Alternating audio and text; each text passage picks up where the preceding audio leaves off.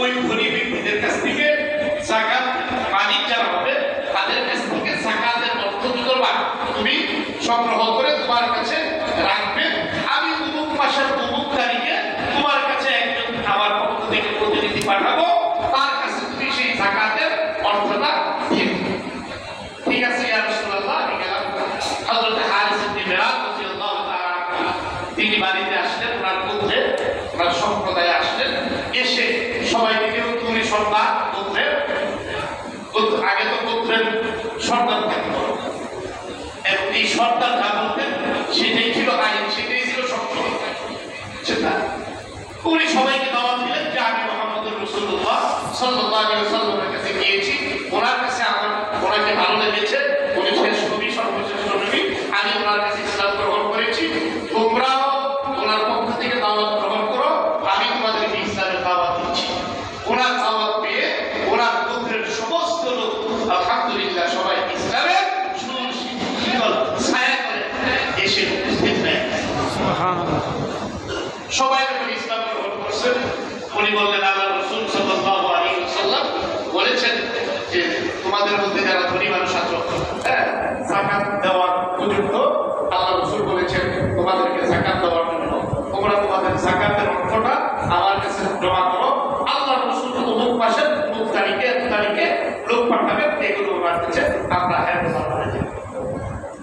হযরত হারিস ইবনে মিরাদ রাদিয়াল্লাহু তাআলা সকলের যাকাতের অর্থ কি করলেন, সংগ্রহ করলেন, এবং মুসলমান হিসেবে প্রাথমিক যে নিয়ম কানুন আল্লাহ রাসূল বলে দিয়েছেন এগুলো তাদের মধ্যে তালিম ধর্মীয় দিচ্ছেন, সবাই নামাজ কালাম পড়তেছে, ওই তালিম ধর্মীয় অনুযায়ী তারা চলতেছে।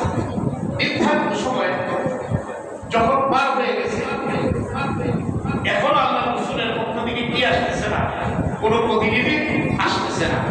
আল্লাহ রাসূল সাল্লাল্লাহু আলাইহি ওয়াসাল্লামের পক্ষ থেকে যখন কোনো প্রতিনিধি আসতেছে না, হযরত হারিস ইবনে মিরাদ রাদিয়াল্লাহু তাআলা চিন্তা করলেন আমার কোনো কাজে বা কথায় আল্লাহ রাসূল অসন্তুষ্ট হলেন কিনা, যার কারণে উনি হয়তো কি করেন নাই, কাউকে কোনো প্রতিনিধি পাঠান নাই, এরকম হতে পারে।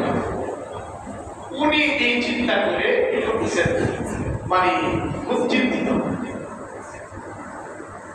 এবং গোত্রের যে সকল লোকজন আছে এদেরকে নিয়ে মনে করেন যে কথা আমাদের 10 নম্বর রোড, 9 নম্বর রোড বা 11 নম্বর রোড, 12 নম্বর রোডে আসলে তো আইসা এখানে মাথায় রাখবে, তাই না?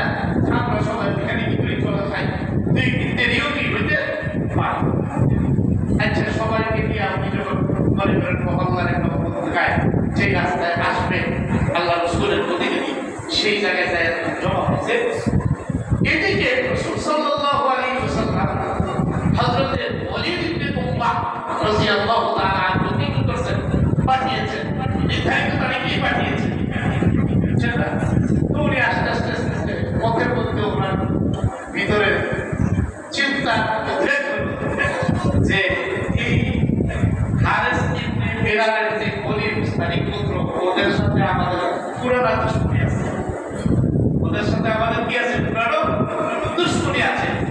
এখন আমি যদি সেখানে যাই আর ওরা যদি আমাকে একটা মেয়ে হত্যা করে দেয়, ওনার ভিতরে কি দিছে শয়তান এই কথা ওয়াসওয়াসা জাগ্রত করে দিছে।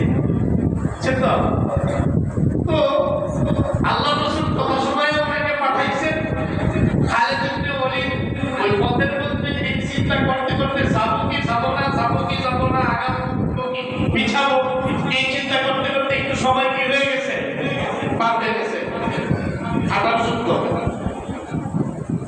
মনে করেন 1 দিন 2 দিন কথার কথা লেট হয়ে গেছে। এখন ওই পুত্রের সামনাসামনি কাছাকাছি যখন গেছে উনি, যে দেখছে যে সর্বনাশ, 11 নম্বর 9 নম্বর 10 নম্বর রোডের সামনে দেখা যায় মানুষের জটলা বিরাট বড় দল দেখা যাইতেছে।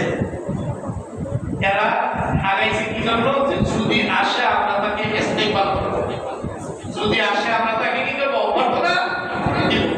আর ওয়ালিদ ইবনে মুগীরা চিন্তা করতেছে পুরানা শত্রুতা আমরা তাদের সাথে আছে, দূর থেকে যখন এই দল দেখছে সর্বনাশ, কথা তো আমার ধারণা তো সত্য, ওরা তো আমাদের বাড়ার জন্য কি দিয়েছে, রেডি হয়েছে, সব এক হয়ে আসছে, শুনবা উনি ওই